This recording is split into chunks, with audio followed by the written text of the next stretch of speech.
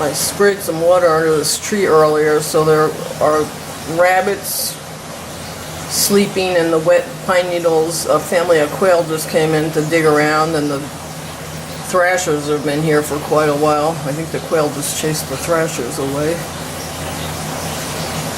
I'm inside, so I'm looking through 2 windows here.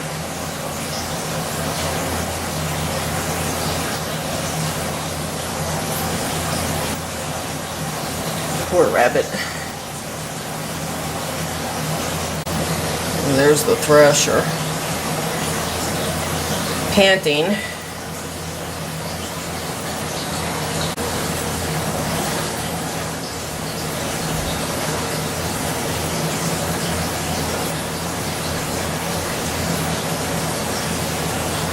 And the quail just woke the rabbit up.